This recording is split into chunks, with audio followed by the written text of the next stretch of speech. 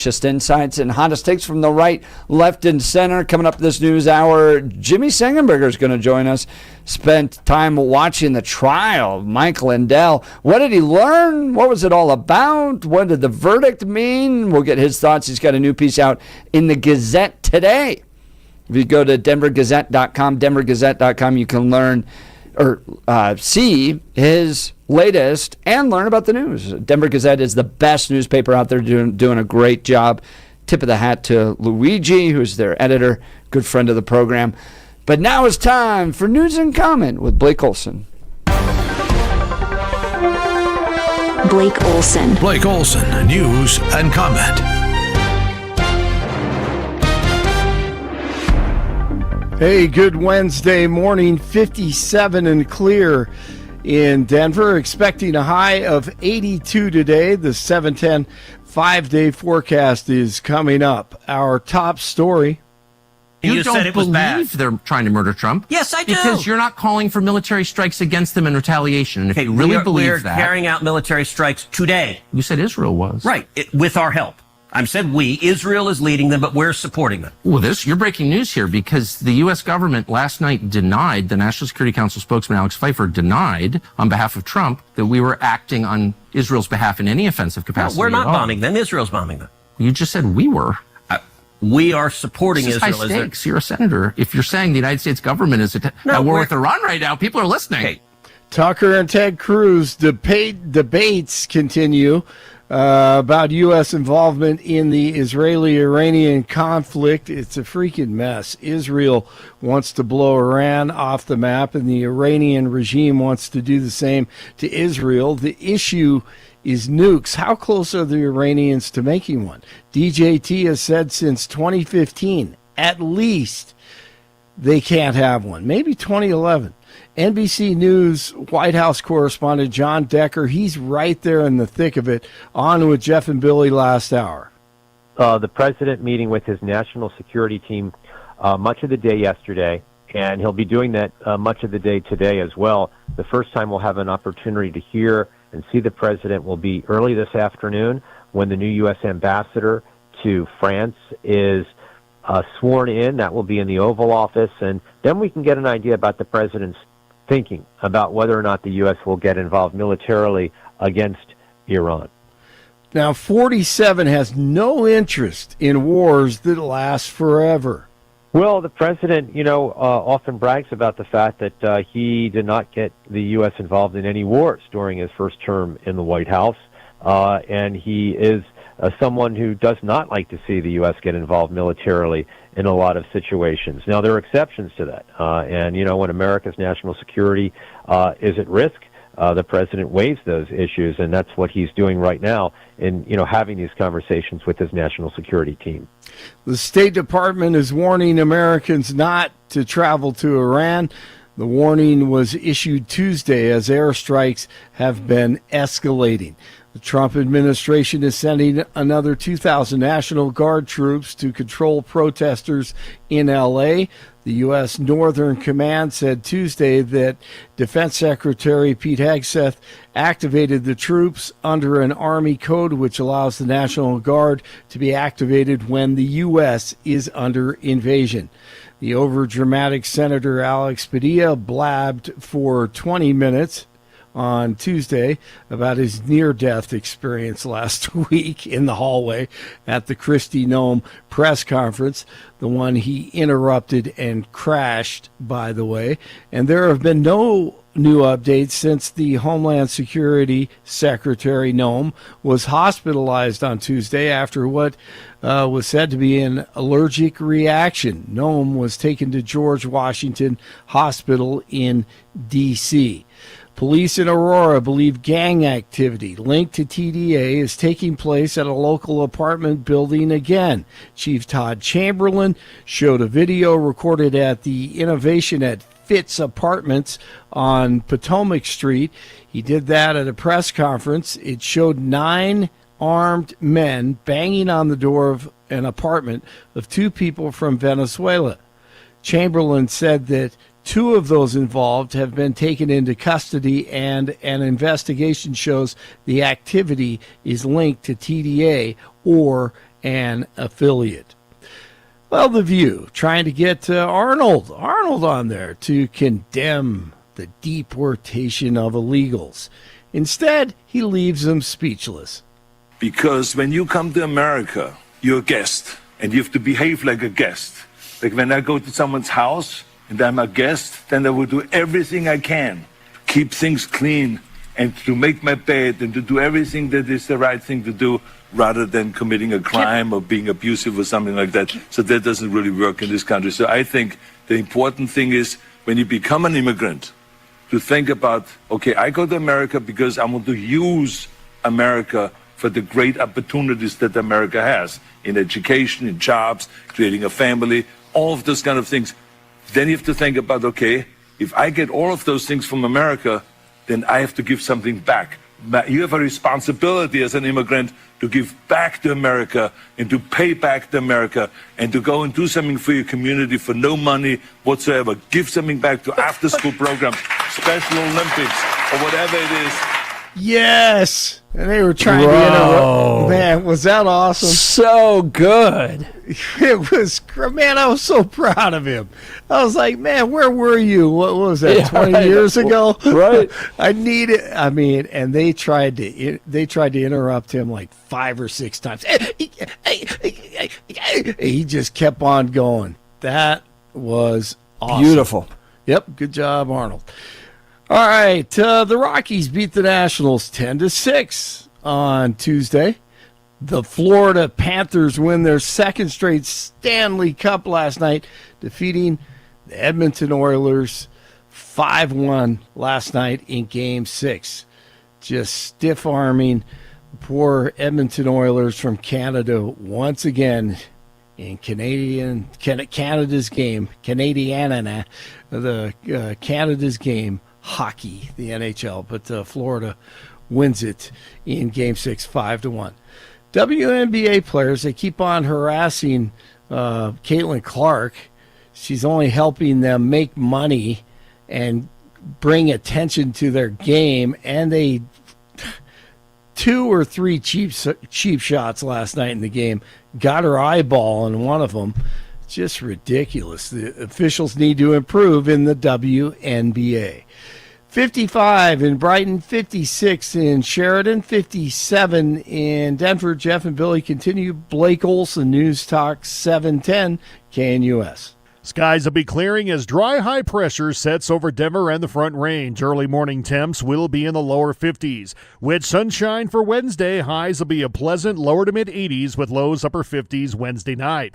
Hot temps just in time for the changeover to summer Thursday through Saturday. Sunny and dry, middle and upper 90s with lows low and mid 60s. Skies clear in the overnight. Weather brought to you by Colorado's Best Roofing, reminding you to protect your home from the harsh Colorado weather. Schedule your free no obligation roof inspection at roofingcolorado.com. Meteorologist Don Watzel in the 710 KNUS Weather Center.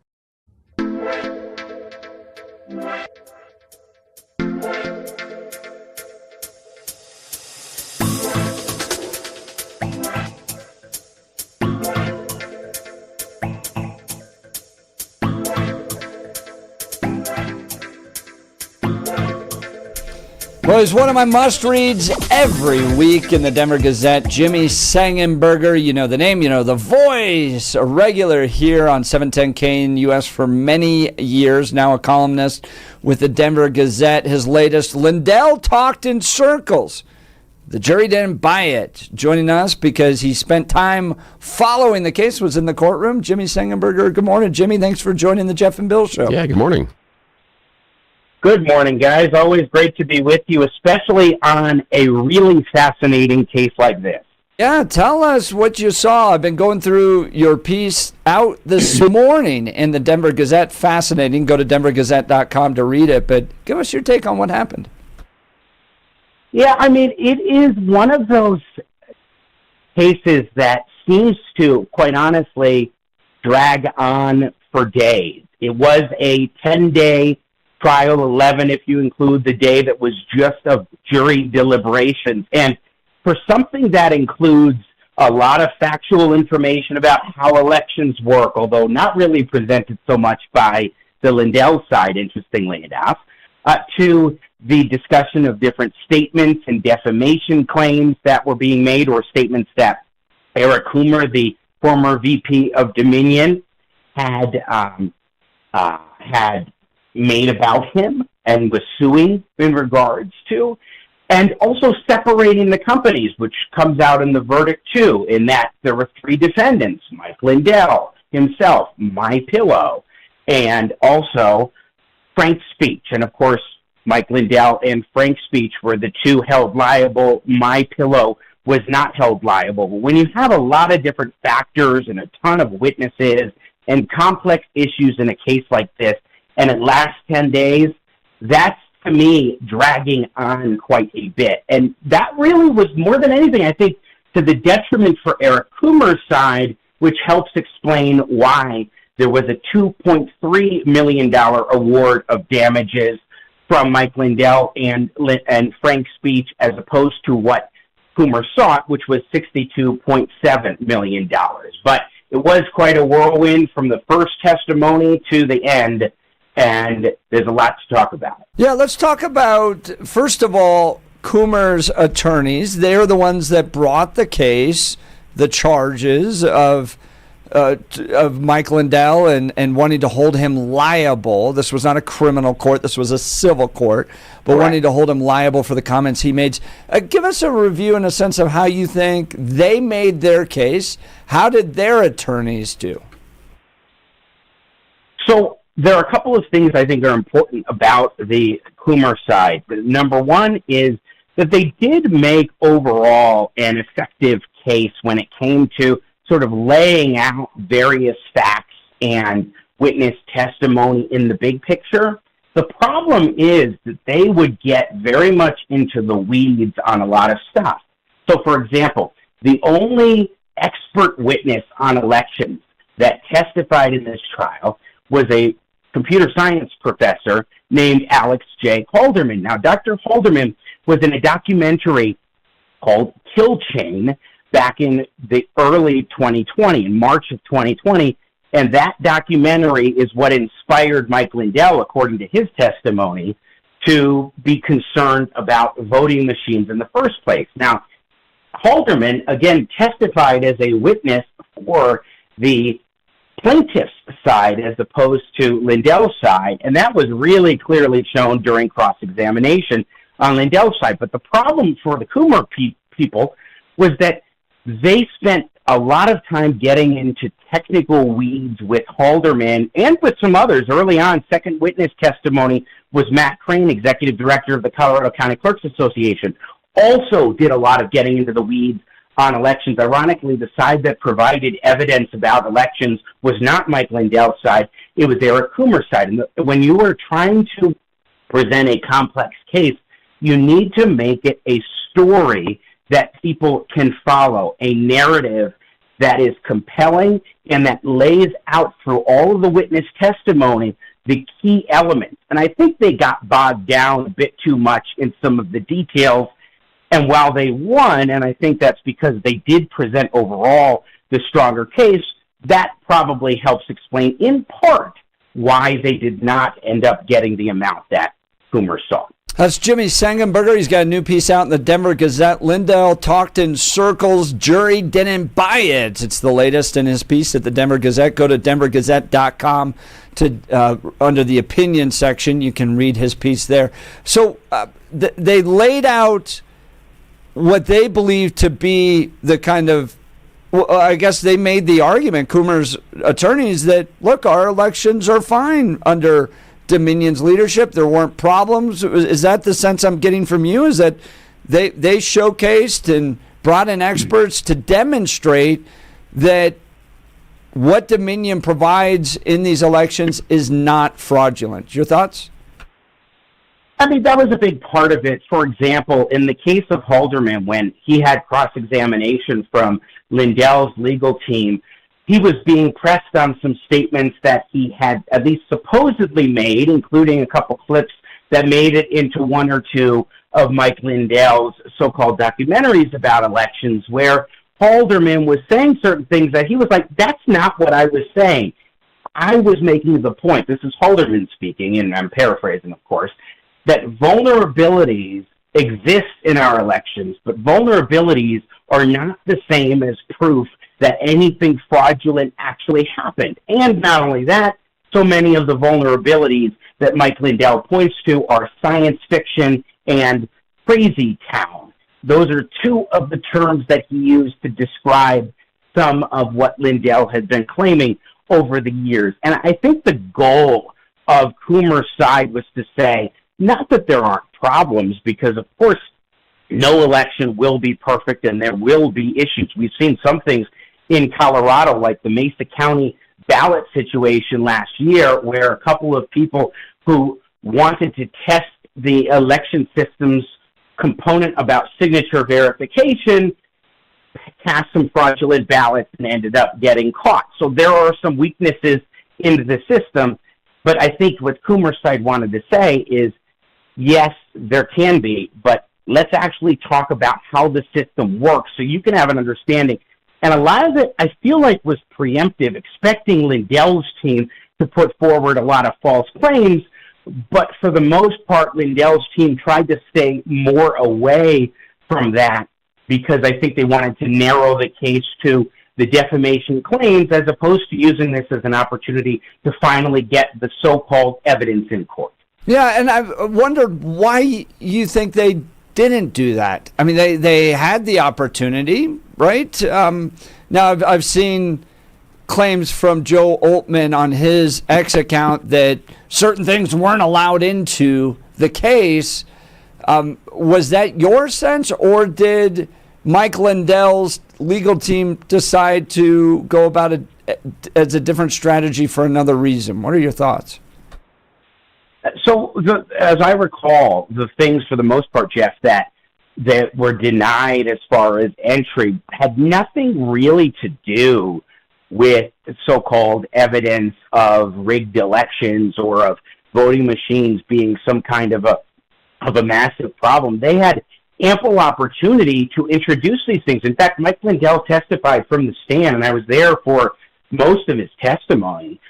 He testified that he had something on the order of 35 experts that he'd worked with in the course of his time and money on this venture, and not a single one of them was brought in to testify, and they absolutely could have. And I think that is because, one, he doesn't actually have the goods, and he probably or possibly knows that, number one. Number two, you put somebody on the stand and then there's opinions that you give, but you still straddle the line for possible perjury. Maybe there was protection there.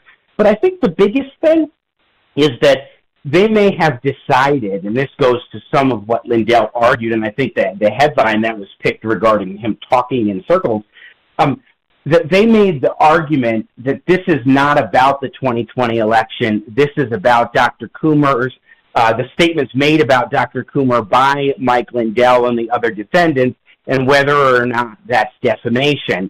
And so it seems like it was a more narrowed strategy as opposed to, this is our opportunity to finally bring the material into court. Let's take advantage of it and get it on the record, which I think if you really believe that this is the biggest crime in the history of the world, as Mike Lindell essentially testified, then why wouldn't you want to expose it in court, even if that means taking one for the team, as he already has done, being found liable for defamation and owing $2.3 million when he says he is $10 million in debt because of what he's done, the money he's spent on the stolen election stuff.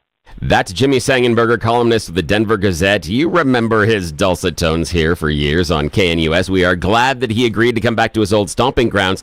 Now, you know, Jimmy, the fact that Mike Lindell did not present any evidence of election fraud proves the point that he doesn't have any proof of election fraud.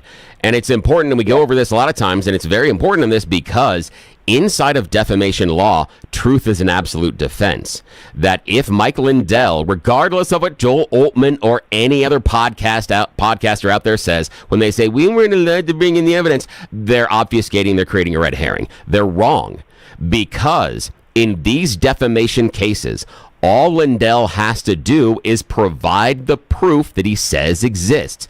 If Lindell walks in and provides the proof of election fraud and that it was stolen, the defamation case evaporates immediately. There's no hearing, there's no trial, and Mike Lindell doesn't have to pay another billable hour to any of those attorneys. The fact that the attorneys came into court and had a strategy specifically that ignored any proof at all of elections being stolen tells you they don't have it, because it is the one, the only, it is the singular silver bullet that you have in the chamber to knock down a defamation case. It is the holy grail. It's what Mike Lindell has claimed he had for years. And the fact that when it came down to brass tacks, he shows up in court with nothing and then doesn't even argue it, argues the fact that, no, I was too dumb to do the research to figure out that I was telling a lie. He goes with what used to be called the Peter Pan defense, announced the George Costanza defense, that if, Jerry, if you believe a lie, it's not a lie. It's truth to you. That's what he came with. That is basically showing everybody across the planet he didn't have anything, because if he did, he drops it on the table, and now everything that he's saying about a stolen election and Coomer and Dominion is true, and everything goes away, and he is vindicated. The fact he didn't show up with anything tells you he has nothing, because he chose not to load that silver bullet in the gun. Nobody does that, especially in the financial position that he does. He has nothing, and he just proved it by his lack of bringing it to court. It's silly. Were you surprised on the fact that the legal defense team for Mike Lindell didn't try to argue the election was stolen at all? They instead said, well, he just didn't understand that what he was telling was untrue. Your opinion on that? Well, no, they didn't even talk about that. He never denied the truth of anything or the lack thereof of anything. He never retracted any of his statements. He said he still believes the things that he said about Eric Coomer and about elections and voting machines.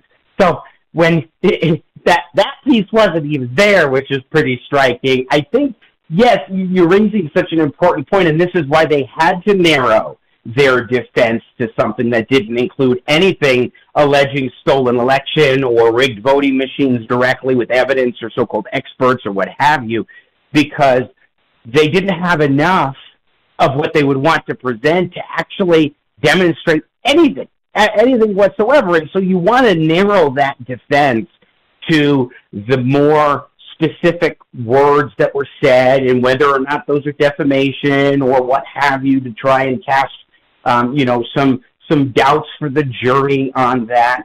But the thing that I found most striking, Bill, is that Lindell, this is where he sort of talked himself into circles, is that he insisted that the case actually wasn't about stolen elections, but about Eric Coomer somehow blocking, that's his word, Eric Coomer's a blocker, from sharing the evidence about 2020. Now, how did he block him?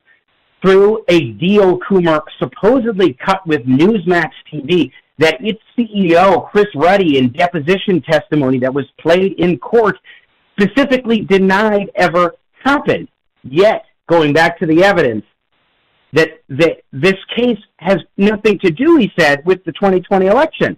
So on the one hand, this is not about 2020, but it's about blocking evidence for 2020, but it's not about 2020. The complete circular logic there, I think, was the Achilles heel for Mike Lindell's case, in the sense that it really just exposed sort of the vapidness of his claims and of his defense that, this is something I not just believed, which is the key thing. They kept reiterating he believed it, he still believes it today. So you shouldn't hold that against him, because if you say you believe it, then therefore it cannot be defamation. It must just be free speech. it was just really interesting seeing that sort of logic. What do you make of that, Bill, that sort of circular piece to it? Yeah, I think it's absolutely crazy, and I think you've dissected it properly and pulled apart the layers of the onion very intelligently there, because he was talking in circles. And you're right, it became his Achilles heel, because if you're sitting on that jury, at some point or another, you're going to realize, hang on, Mike Lindell has his own media platform. Eric Coomer can't block him there.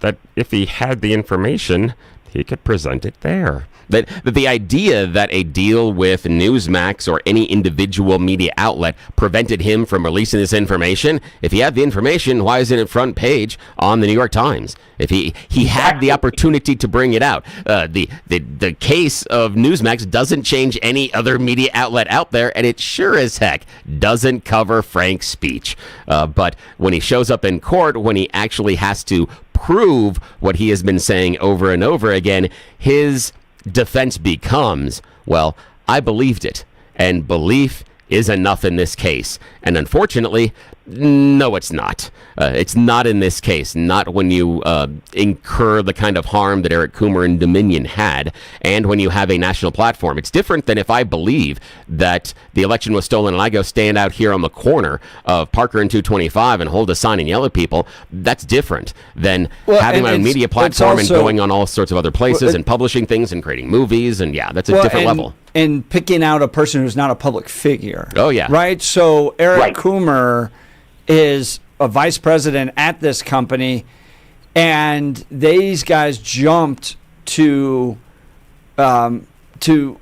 accusing him, and then very publicly calling for things like treason and those types of things against a guy who's not a public figure. That's part of the equation. Am I right, Jimmy? Yeah, I definitely think, they didn't necessarily acknowledge that too much, but I think it is something that one would have to consider in a case like this, because you can say about any politician, they're a traitor or they're a criminal. Those are two terms that Mike Lindell used about Eric Coomer, but you can't say that about somebody who's a private citizen, even if they are working for a company that is contracted, as Dominion is, with election officials all across the country. That doesn't make somebody suddenly a public figure. And in fact, when Joe Altman, I missed his testimony, unfortunately, but when he first made a splash in November of 2020 about Coomer, he had shared a bunch of social media posts, particularly from Facebook, that Coomer had made, where he had a private Facebook page with some 300 people. Now, in this day and age, nothing is really private. You should keep that in mind, of course, when you're posting things.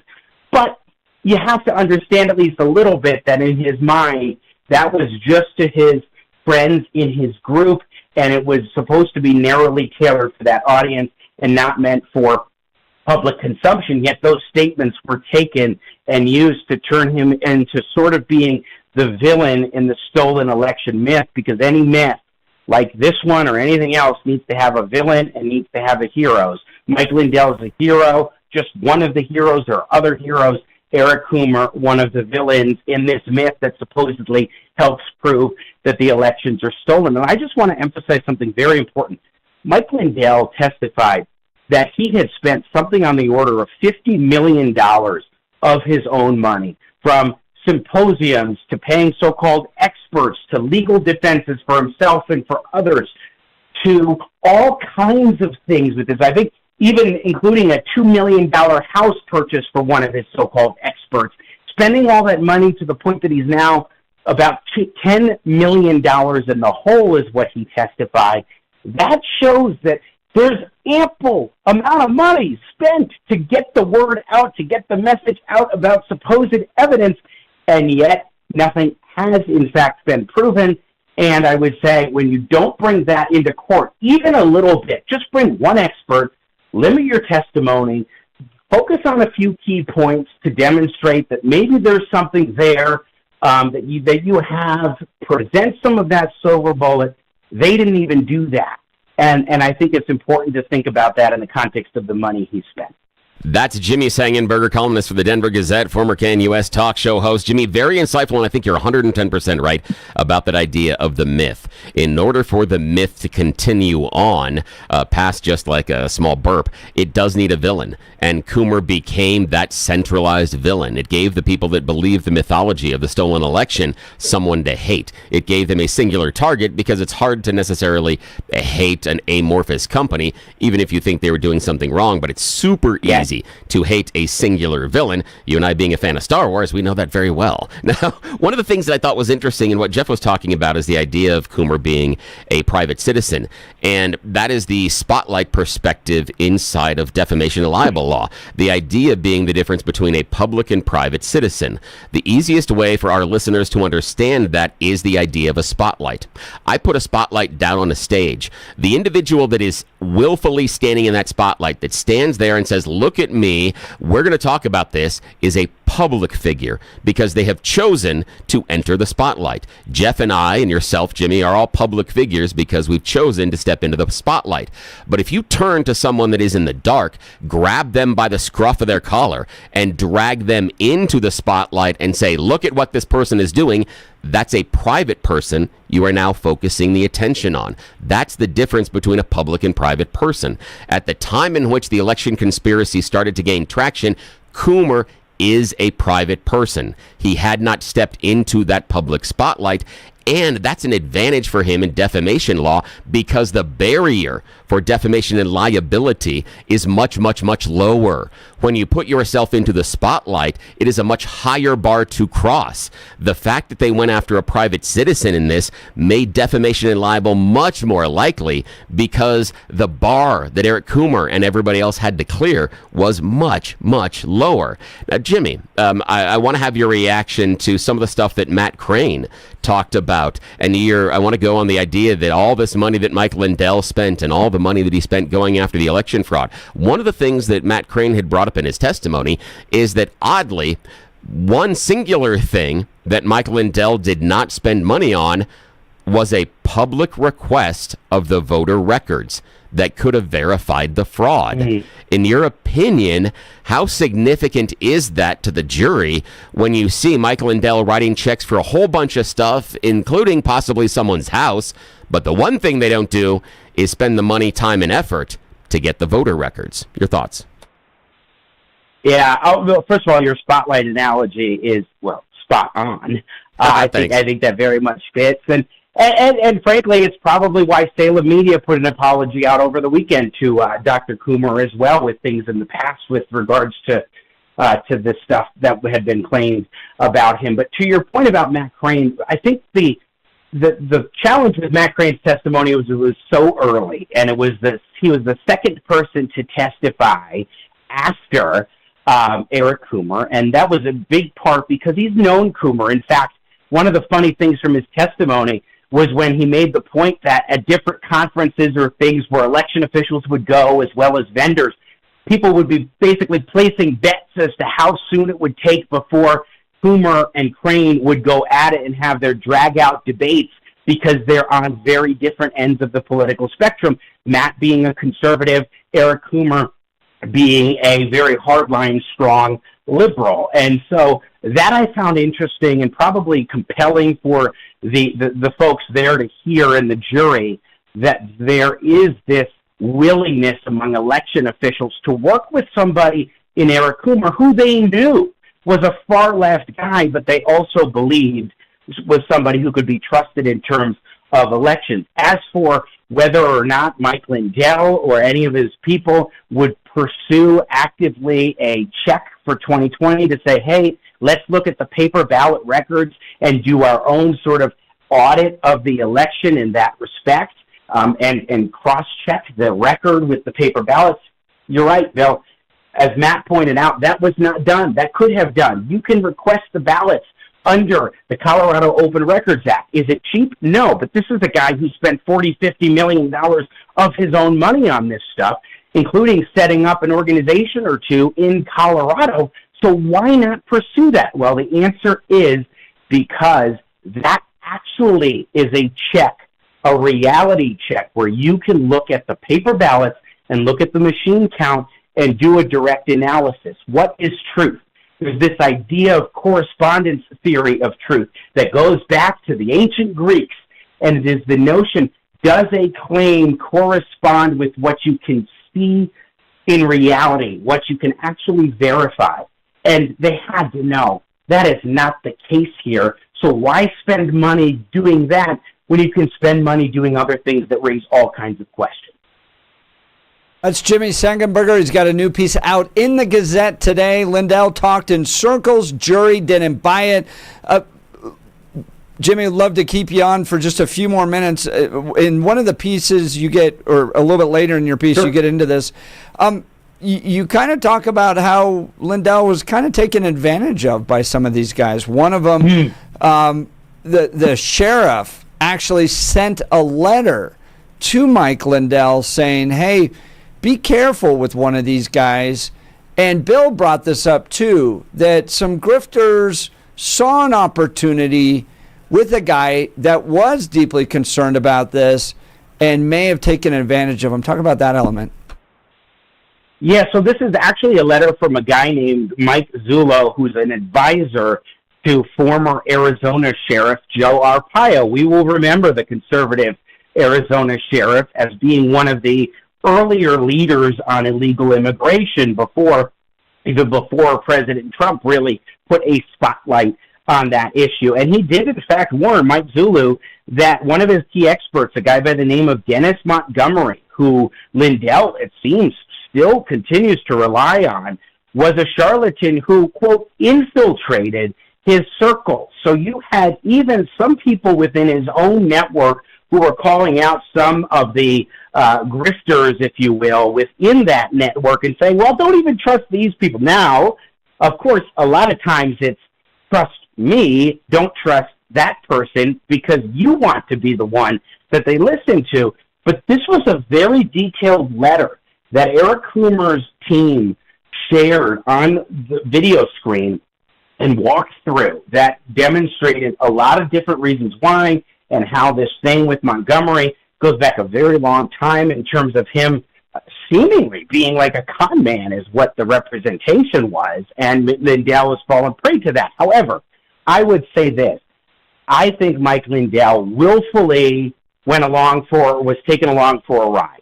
That is to say, a lot of people absolutely took advantage of him and the money that he was able to share and spread about.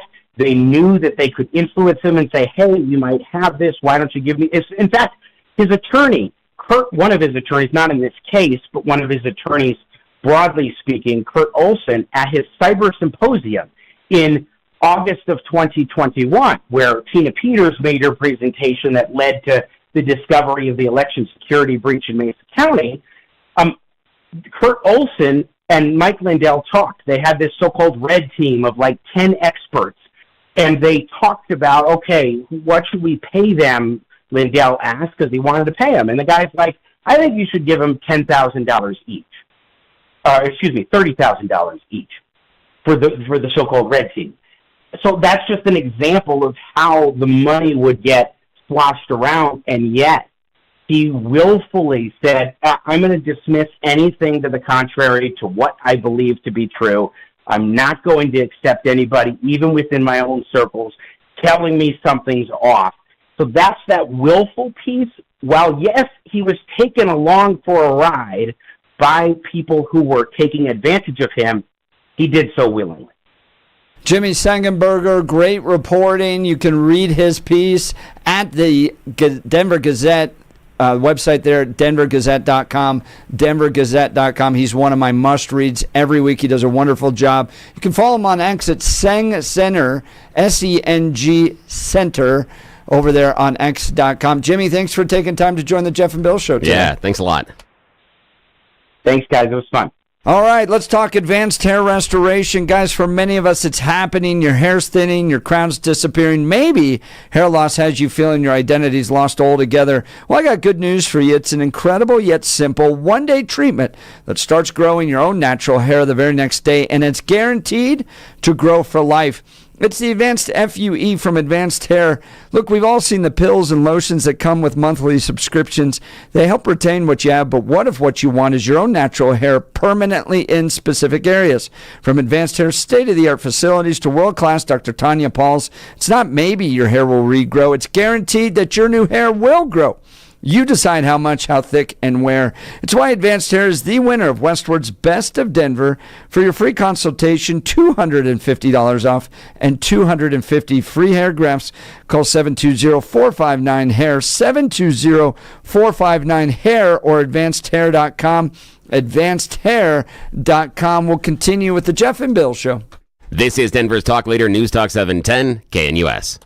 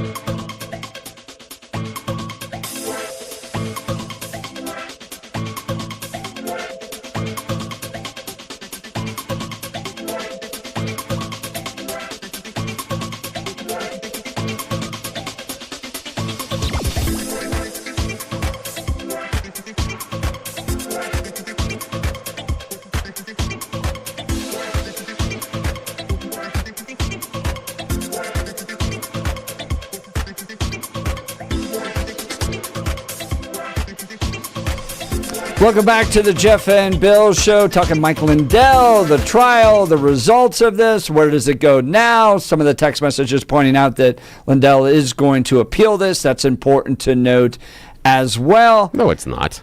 That's stupid. Well, it's important to note that he's appealing. It's just everyone appeals. Everyone appeals. But that's Didn't just matter. a fact. So that's all I'm what? just pointing out. Again, Mike Lindell's appealing this. So what? Are you offended by that? No, again, the idea is no, because I read the text message, and the text messenger is trying to make a point. Oh, he's appealing. So what? I mean, look at every court case. I mean, we can report it. I know, but you seem upset. No, I just frustrated. the issue is no. The issue is I'm upset because the texter seems to imply that's something about that Lindell is telling the truth, because the previous text message from the texter implies that Mike Lindell is telling the truth. They're saying, see, Lindell's appealing it. Yeah, I know. Guess what happens when Trump wins in court? The other side appeals. When Trump lost in court, Trump appeals. Trump has several appeals from lost court cases going on right now. The issue is you can't draw a conclusion about the fact that the appeal is going on. Yes, there are appeals. So what? That's what's happening. I'm just pointing out that it is happening. Yeah. And you again, it's meaningless. It is someone grasping for straws that is so desperate to cling to their belief system about a stolen election. They'll take anything. They'll take anything. In fact, maybe it's Hugo Chavez. Anybody that takes an appeal. Maybe it's Hugo Chavez. Jack Phillips appealed all the way to U.S. Supreme Court where he won. Yeah, I know, and that's what I'm saying. Everyone appeals. Not a big deal. It's not a thing. As soon as you lose, in fact, your appeal is mostly written before you even get the verdict on the case. Bill, why don't you think this made bigger national news? I mean, this was nowhere on Fox. It was nowhere on Drudge. It was nowhere on MSNBC. HuffPo. Nobody. Fox They News. all kind of shrugged and moved on. Well, a couple of things. And I think on one side, on the conservative ecosystem side, this is bad because they trafficked in election conspiracy theory. And the fact that one of the people that talked a lot about it and gave a lot of breath to it and held symposiums is found liable for defamation and can't prove it when they get in court, all the claims. So they're not going to shine a light onto it. One thing that Fox News doesn't want to do is highlight this in any way, shape, or form. Same thing with OAN, because they already paid out, same group of individuals. They wrote a check. So now tell me why progressive media is not pushing it. Because progressive media is like, this is much ado about nothing, because they already see the truth, that there was no stolen election. So this is just kind of a, I mean, there's going to be minor mentions, but it's 5 years beyond. And Lindell, for the progressive side of the aisle, Lindell did exactly what was predicted. He burnt through his giant pile of cash. His company, unfortunately, is collapsing. And the only person to blame is Lindell. It's the chickens coming home to roost. I think the reason they're not talking more about it is because the decision wasn't nearly as big as they had hoped. That's a good insight. That's a good insight. If this was 62.5 million or whatever it was, that's a good point. Yeah, because they wanted him pounded into the ground. I can get there with you. The fact that it isn't a big enough number. So, all right. Well, the world spins. We move on. There's war coming with Iran. So maybe in part, it was in light of all that, there's other bigger things to talk about than Mike Lindell's trial here in Denver, Colorado. All right.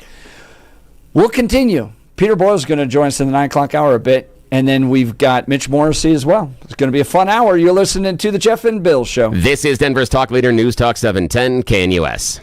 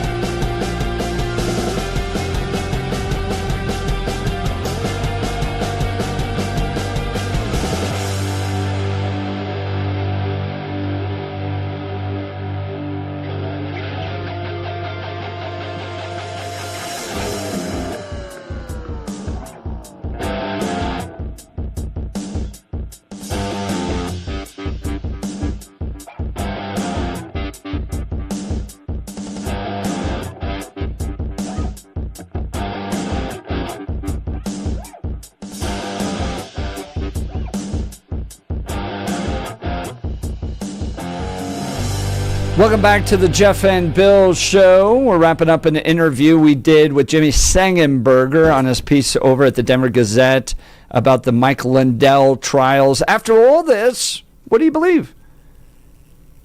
Are things ready to change? Have you changed your minds on anything? What I've always said is I have never seen direct evidence that Dominion or anybody else directly manipulated votes like you would adjusting a scoreboard. But I have very serious concerns about how we run our elections, mail-in ballots, ballot harvesting, all that stuff, our refusal to implement voter IDs, allowing people to register to vote simply by having a utility bill. All this stuff, in my mind, creates gaps, and I think it makes our elections too complicated, and I think people don't trust it. That's where I fall along these lines. I want to see voter ID. I want to see more stringent rules with regards to making sure that it is citizens that are voting, that we're cleaning up our voter rolls. There's been lawsuits, including here in Colorado, about how outdated our voter rolls can be, and then you just mail out a ballot to everybody. I think it creates problems. So I think there continues to be fair critiques about how we run our elections, but I've never seen and continue not to see direct evidence that there's direct score manipulation taking place. I think Heidi's right to point out that, for instance, these election machines that they claim cannot connect to the internet actually can connect to the internet. So you need to be on top of our Secretary of State to make sure our elections are free and fair. But I still think there's a lot of problems out there. But like the guy that was the witness in the Lindell case, because they can doesn't mean they did. Right. This is CanUS.